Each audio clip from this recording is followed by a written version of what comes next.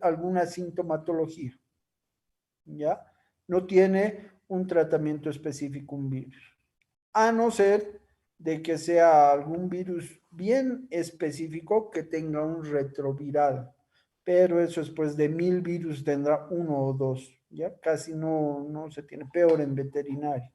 Por esa razón es que los tratamientos a nivel de enfermedades víricas solo son paliativos. En cambio, cuando hablamos de enfermedades bacterianas, ya se les tiene que venir a la mente inmediatamente de que sí tiene un tratamiento específico y va a ser en relación a lo que es un antibiótico, ¿ya? ¿Y cuál antibiótico será? Dependiendo a la familia de los antibióticos, dependiendo a la clase de bacterias y dependiendo a cómo nosotros o a qué sistema querramos llegar a actuar. Si tenemos una infección a nivel de lo que es piel, por ejemplo, no nos va a servir de nada pues utilizar una enrofloxacina, por decirles. Tal vez algo pueda ayudar, tal vez, pero es muy difícil. ¿Por qué razón? Porque este antibiótico es más utilizado para problemas respiratorios, para problemas digestivos, para problemas urogenitales. Entonces, lo ideal es que nosotros ya inmediatamente se nos venga a la mente y digamos, bueno, es problema de piel. Entonces, lo que necesita es un antibiótico que actúe a nivel de lo que es la dermis. Y en ese caso podríamos nosotros optar por utilizar cefalexina, por decirlo. ¿No ve? Entonces, por eso les decía hace unos minutos atrás que es importante de que, o sería importante de que hayamos llevado farmacología primero para poder entender mejor un poquito los procedimientos de tratamientos, ¿ya? Y bueno, si es que hablamos de enfermedades fúngicas, nos está diciendo su misma composición que es causado por hongos. Por lo tanto, necesitamos utilizar un antifúngico. Podrá ser ketoconazol, podrá ser grisofulvina, podrá ser miconazol, no sé, tantos productos que hay. En relación a cualquiera de estas enfermedades infecciosas, tenemos que saber que los tratamientos son prolongados. En algunos casos, por ejemplo en los fúngicos, son de varios meses. En algunas enfermedades bacterianas también tendría que utilizarse medicación por largos periodos de tiempo, por lo cual no es apropiado el uso de un tratamiento. Y lo que se hace es descartar o sacrificar a los animales positivos. ¿Ya? Todo esto tiene que estar en relación a lo que es el criterio del profesional actuante.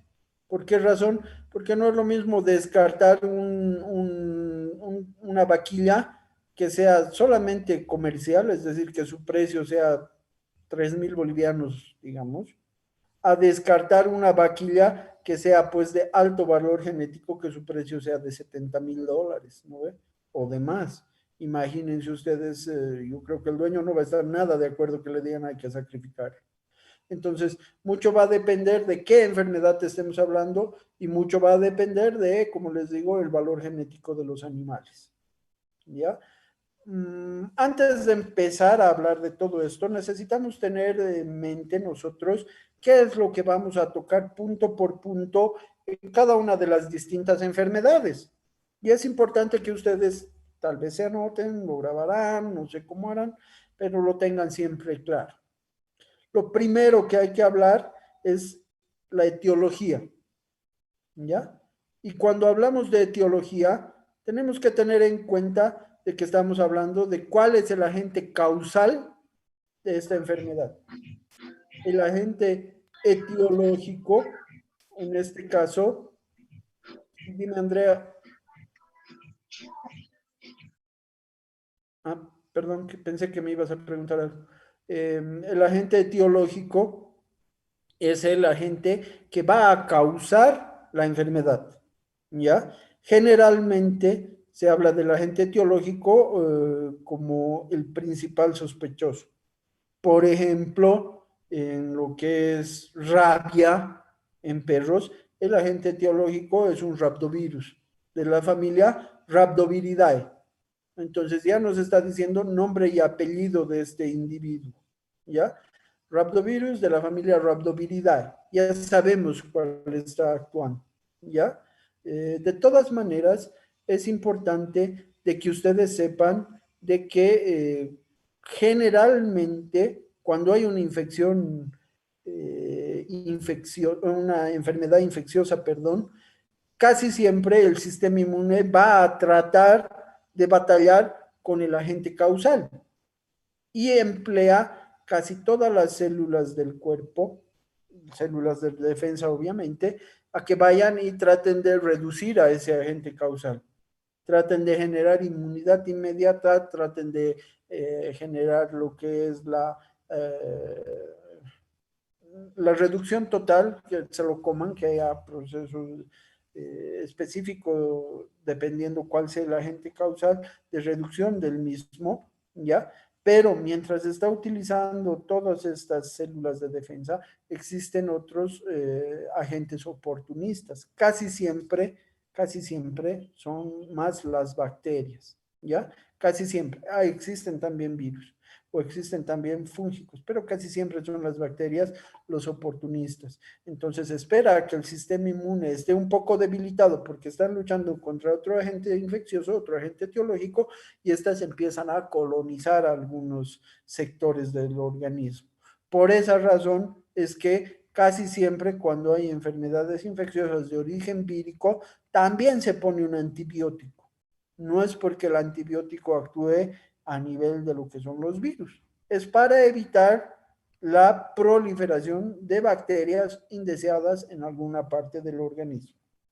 ¿Ya? Entonces, puede darse el caso de que también haya dos o tres agentes infecciosos, agentes etiológicos, que vayan a generar una enfermedad similar o generen hasta dos enfermedades en el transcurso de una, por el tema de que haya, les vuelvo a repetir, un bajón considerable a nivel de lo que es el sistema inmune. Eso fácilmente es reconocible como lo que pasa con el SIDA, por ejemplo, ¿no ve? El virus de inmunodeficiencia adquirida en los humanos lo que hace es generar de que el agente etiológico ingrese al organismo y empieza a reducir totalmente el sistema inmune. Hace que las defensas estén totalmente bajas. Y lo que va a generar de que haya muerte del individuo no va a ser el propio VIH. Lo que genera, o perdón, el propio SIDA, lo que genera es que haya un resfrío, una neumonía, una diarrea, una salmonelosis, y el sistema inmune no pueda combatir a la siguiente enfermedad, y esto es lo que va haciendo de que el cuerpo vaya pereciendo, ¿ya? Puede darse el caso. Entonces, es importante de que nosotros determinemos el agente etiológico primeramente. ¿Para qué? Para saber a qué estamos peleando, contra qué estamos luchando. Y con eso, ustedes tienen que tener inmediatamente en mente, sabiendo cuál es el agente etiológico, si es una enfermedad viral o si es una enfermedad bacteriana. Lo primero, ¿ya? El segundo paso es considerado como la epidemiología, ¿ya? En algunos libros van a encontrar que existe una combinación de lo que es la epidemiología con la patogenia. En algunos casos los autores lo toman como uno solo, lo bifurcan, lo juntan, perdón, ambos, y toman como uno solo. ¿A qué se refiere la epidemiología? Se va a referir a un pequeño resumen del curso de la enfermedad. ¿Es de curso crónico? ¿Es de curso agudo? ¿Es de curso sobreagudo? ¿Ya? ¿Cuánto tiempo va a ser el periodo de incubación? ¿En cuánto tiempo se van a presentar los síntomas? ¿Y qué es lo que va a generar en el organismo? Ese es un pequeño resumen de lo que es la epidemiología. Pero también en relación a lo que es la patogenia, nos va diciendo de cómo se va desarrollando la enfermedad. Esta enfermedad ingresa de forma oronasal, va a generar que haya colonias a nivel del tracto respiratorio superior, empieza a evitar de que los alveolos tengan función pulmonar, no sé, nos va diciendo paso a paso cómo está empezando a surgir la enfermedad en el organismo desde que ha ingresado hasta que se ha localizado en el lugar más conveniente para ellos y va a empezar a generar los síntomas. Como a la vez el tiempo en el cual va a generar el proceso incubatorio. ¿Ya? Es la parte más importante, tal vez para algunos autores sí, la epidemiología y la patogenia, tal vez, porque ahí nos está diciendo todo lo relacionado a la enfermedad. Y después de tener todos esos puntos bien claros, tenemos que hablar acerca de la sintomatología, ¿ya? Signos o síntomas, dicen algunos autores, otros dicen síntomas solamente, ¿ya? Como se quiera llamar.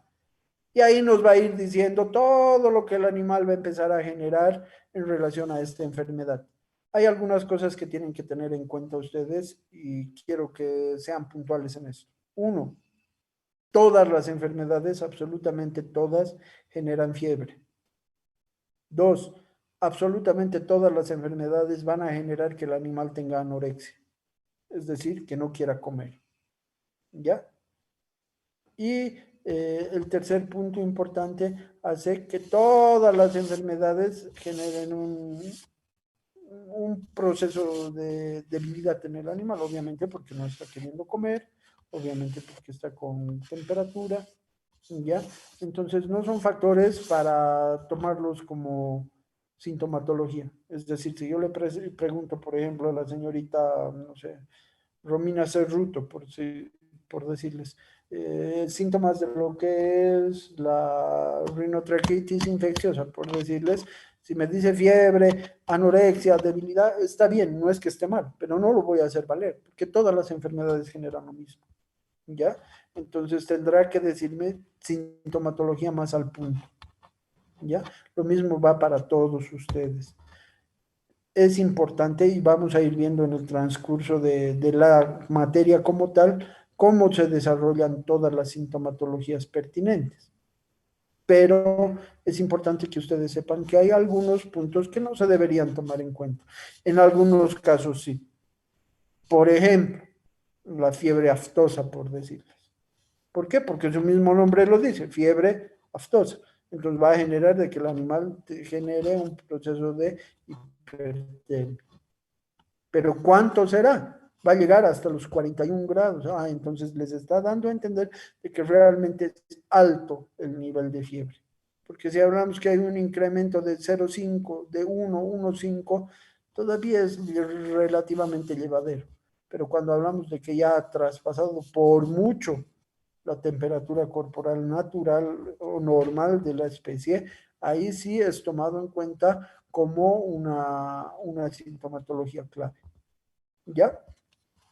Entonces los síntomas, aparte de estos que les voy diciendo, pueden ser diarrea, puede ser el tema de lo que es fluido nasal, puede ser el tema de lo que es supuraciones en algunos puntos específicos, puede ser el tema de hemorragias internas, melena, que es la diarrea con sangre, puede ser diarreas blanquecinas, espumosas, micción frecuente, puede ser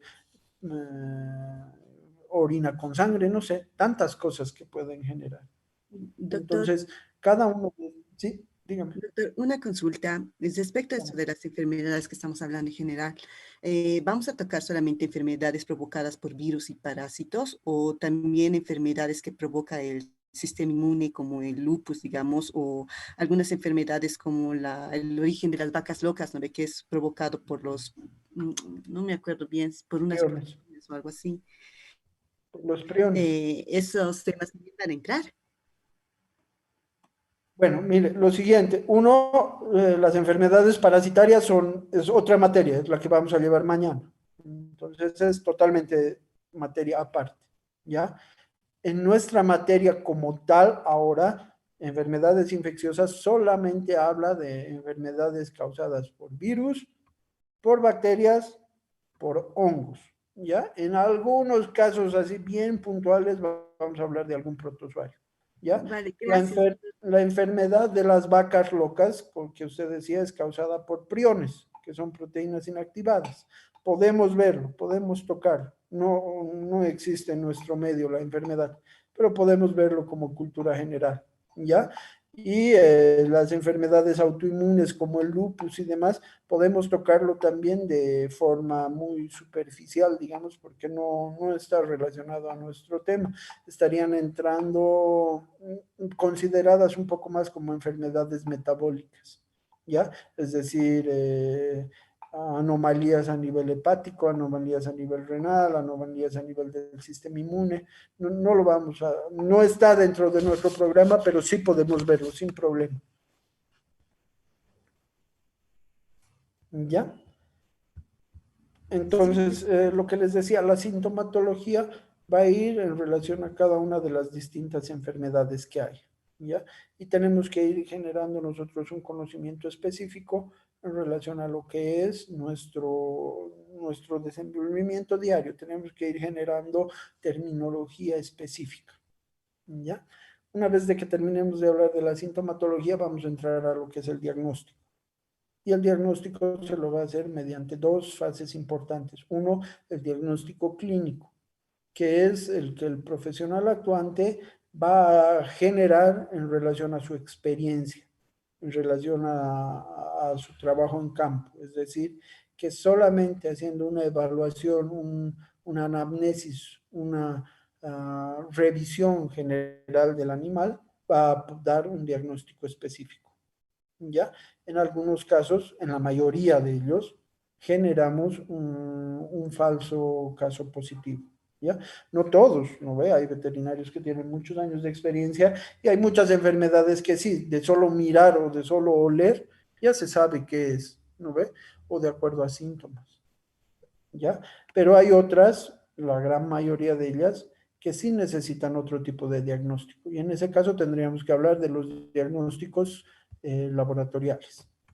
Y los diagnósticos laboratoriales se los va a hacer mediante pruebas específicas, que seguramente ya lo han llevado. Vamos a hacer un pequeño repaso, pero bueno, tampoco es la materia específica para hacer, ¿no ve? Es decir, las pruebas laboratoriales en el cual se mandan muestras de sangre, se mandarán muestras de tejido, se mandarán algunas muestras de biopsia, tal vez algunos raspados, qué sé yo, para que el laboratorio nos mande una respuesta y nos diga, usted está el animal, el paciente está presentando un cuadro de tal cosa.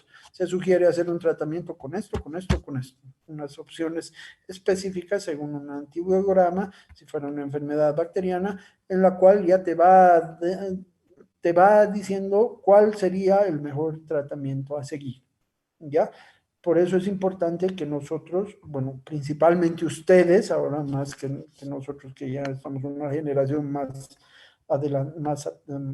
pasada, empiecen a trabajar mucho con el laboratorio. Cuando eh, mis docentes, por lo menos, nos enseñaban, no había pues mucho laboratorio aquí en La Paz, ¿no ven? Ni siquiera en Bolivia trabajábamos más hacia lo que es el diagnóstico clínico. Actualmente casi todas las veterinarias están generando un pequeño laboratorio dentro de sus instalaciones y están trabajando mucho con el laboratorio de diagnóstico en base a las diferentes pruebas y eso es muy bueno. Entonces es importante que nosotros hagamos una cápite y leamos y entendamos bien las distintas pruebas, ¿no ve? Pruebas PCR, pruebas ELISA, pruebas de inmunofluorescencia, las pruebas de aglutinación, no sé, dependiendo de cuál sea la enfermedad que vayamos a tratar.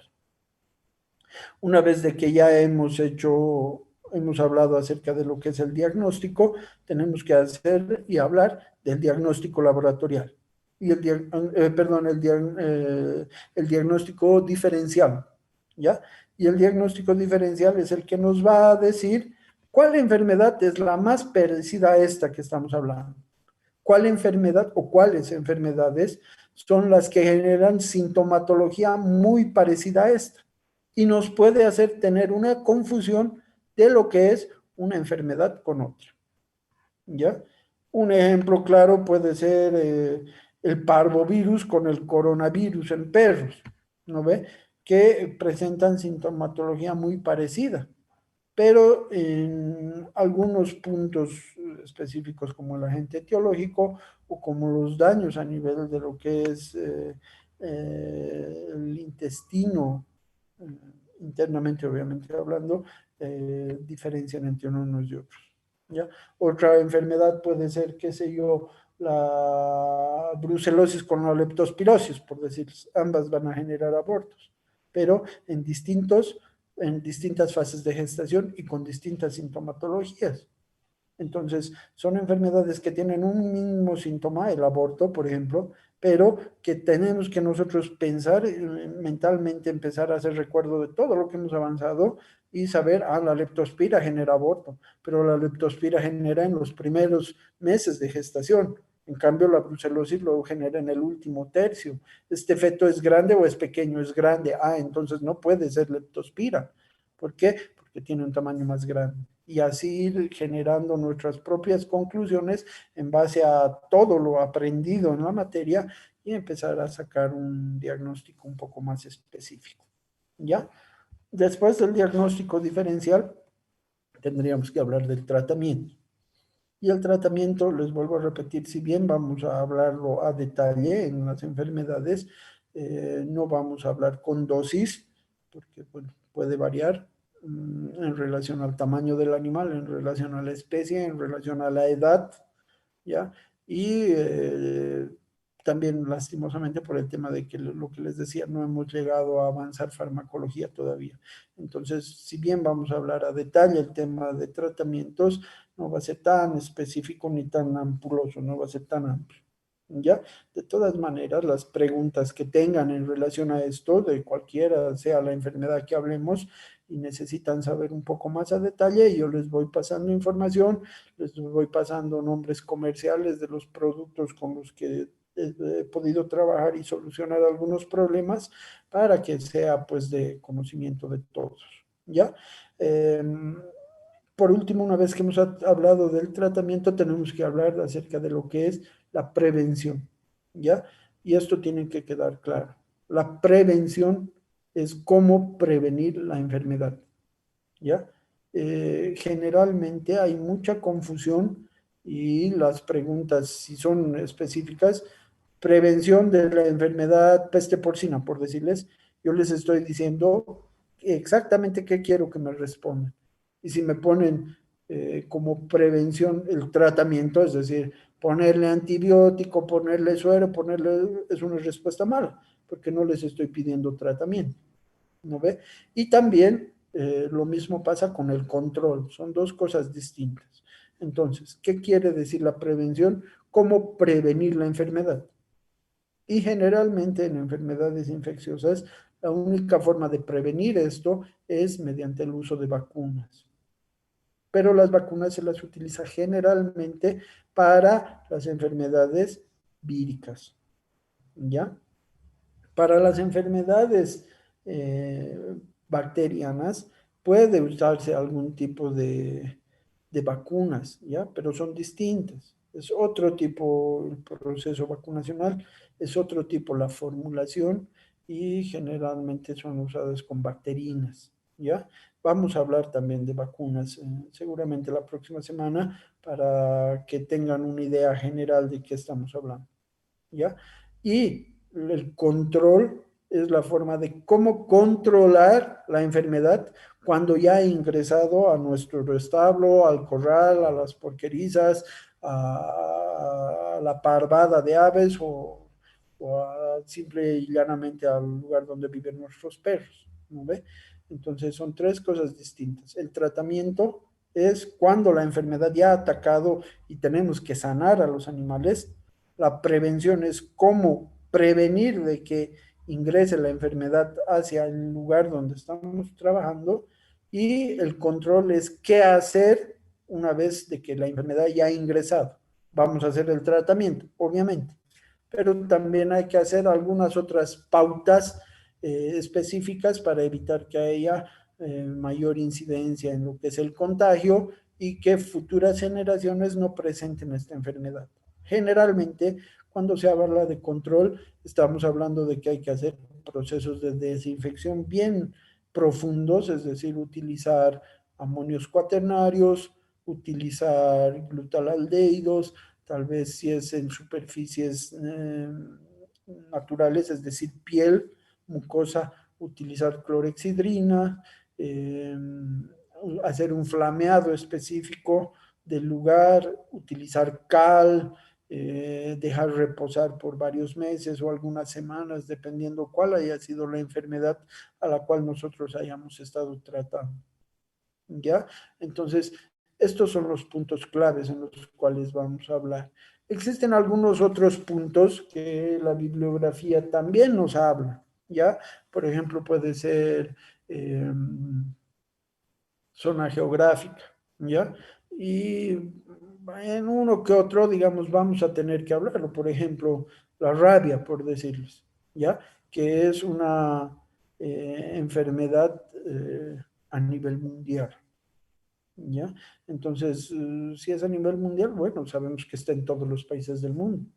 Si nos toca hablar de la fiebre aftosa, por ejemplo, también se dice que es una enfermedad mundial, pero varios países lo han erradicado, casi toda Europa, Estados Unidos, en Sudamérica está libre, por ejemplo, el tema de lo que es Chile, Colombia también está libre. Entonces, la bibliografía difiere un poco. Por eso hay cosas que vamos a obviar porque, bueno, se ha determinado de que no es necesario. ¿Ya? Más o menos eso es nuestro avance general de todas las semanas. Esos son los puntos claves en los cuales ustedes tienen que guiarse para que ya a partir de la siguiente semana, tal vez la siguiente no, porque vamos a avanzar conmigo el tema inmunológico, el tema vacunacional y no sé qué otra cosita más que tenemos que ver primero y a la subsiguiente recién vamos a entrar con enfermedades. Entonces, cuando hablemos de enfermedades, yo voy a hablar dos enfermedades, como les dije, por día y voy a darles tarea para la subsiguiente clase. Al azar, cualquiera de ustedes vaya a desarrollar la enfermedad que yo les pida que vayan haciendo. Tal vez van a hacer dos enfermedades por semana para ir ganando tiempo. Entonces, tal vez hará una enfermedad una persona y seguramente otra enfermedad otra persona, pero van a ser resumidas, ¿no ve? Es decir, lo que yo hablé en clases tiene que ser extenso, tiene que ser por lo menos mínimamente de media hora. Por eso voy a tomar las enfermedades de más importancia en nuestro país, ¿ya? Pero cuando les diga a ustedes que hablen de alguna enfermedad, va a ser una enfermedad que sí es importante saberlo, que seguramente todos ustedes van a leerlo, pero que no tenga, no sea muy amplia de realizar. Entonces, con unos 5 o 10 minutitos de explicación de cada uno de ustedes es suficiente para darnos cuenta que realmente están todos trabajando y todos están leyendo y están investigando en relación a lo que vamos a ir viendo conmigo. ¿Ya? Más o menos es eso, ese es nuestro avance. No sé si les ha generado alguna duda a alguien de estos puntos que hemos ido hablando, algo que necesitan que repita, algo que no les haya quedado en claro tal vez. Todos los puntos expresados anteriormente son importantes. Ninguno es para tomarlo más a la ligera, todos tenemos que saberlos y como verán, por una enfermedad se van haciendo 8, 9, 10 puntos en algunos casos para el desarrollo de la misma. Se complica cuando esa misma enfermedad afecta también a vacas como a equinos. ¿Por qué razón? Porque el agente infeccioso puede variar en algunos casos. Dos, los síntomas pueden llegar a variar también un poco entre especies, ¿ya? Y tres, los tratamientos también pueden llegar a variar entre especies. ¿Por qué? Porque en algunas especies no se usan alguna medicación que en otras da muy buen resultado, ¿ya? Por ejemplo, les digo nomás así, solo como ejemplo, si tuviéramos un caso de, no sé, alguna enfermedad infecciosa en animales menores que genere mucha fiebre, por decirles, y tenemos dipirona a la mano, podemos utilizarlo en perros. Y de seguro va a generar un alivio tanto a la parte de la temperatura como también de un proceso analgésico para el animal. Entonces en perros le puede hacer bien, pero ese mismo producto, la dipirona, no se utiliza en gatos. Entonces si lo usamos, lo más seguro es que el gato se muera en 5 minutos, 3 minutos, no sé. ¿Ya? Entonces, hay productos que no se deben usar en algunas especies y hay otros que sí en otras. Por eso es que se vuelve amplia esta materia, porque hay agentes infecciosos que generan la misma enfermedad con diferentes síntomas entre las diferentes especies y los tratamientos también van variando. Es importante que, les vuelvo a repetir, ustedes entren en conciencia que es una de las materias de base para nuestra formación más importante, ¿ya? Y lastimosamente, por el gran número de enfermedades, por el gran número de especies, es importante que nos volvamos memoriones en esta materia, ¿ya?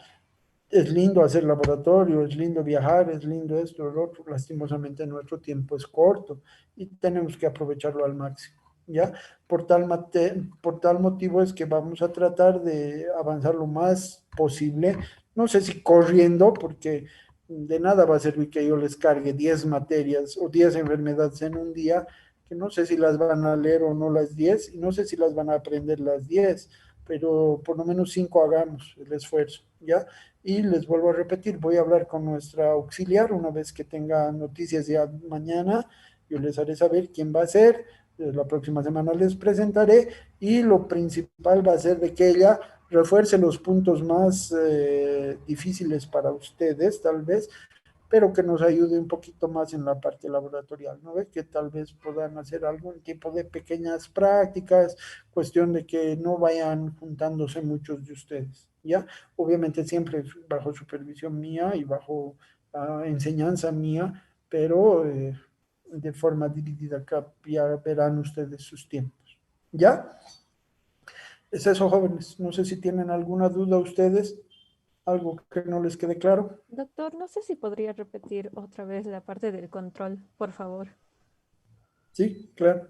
Gracias, doctor. El tema de lo que es el tratamiento, la prevención y el control son pequeñas partes dentro del global de lo que es enfermedades infecciosas que nos va a ir diciendo cómo actuar nosotros, ¿ya? El tratamiento es cuando ya ha ingresado la enfermedad qué sé yo, al corral, por decirles, a la lechería, ¿ya? Y debemos nosotros aplicar medicación para bajar la sintomatología y para contrarrestar de que el proceso infeccioso siga creciendo y siga infectando a los demás individuos. Ese es el tratamiento.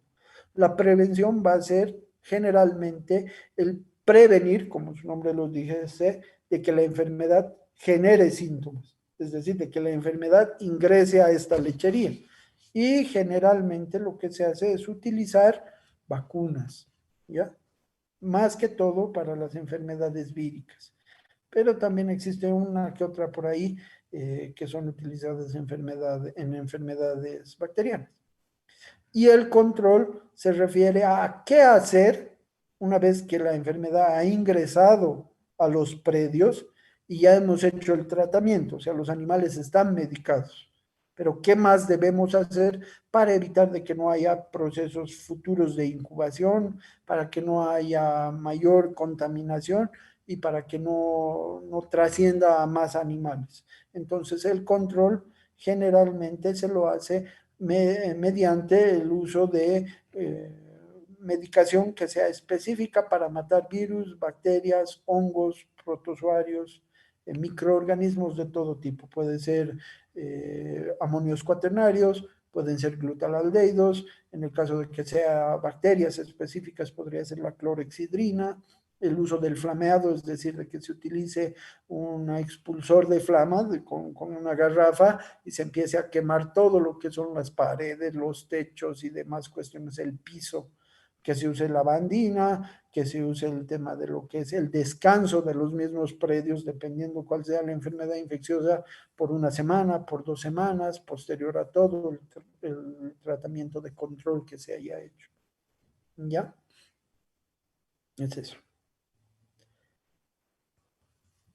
Bien, jóvenes. Entonces, si tienen alguna duda, yo voy a estar conectado todavía, es 11:10 casi, entonces voy a estar unos 20 minutitos más conectado. Si necesitan algo al WhatsApp, siéntanse en plena confianza de hacerme saber y ya la otra semana, como les digo, a las 8:30 yo ingreso a la plataforma, marco bien, después les paso los temas a avanzar en plataforma y ya nos conectamos en clases para avanzar. ¿Les parece? Ya la otra semana les tengo noticias de quiénes van a ser nuestros auxiliares. Que tengan un lindo día. Chao, jóvenes. Suerte.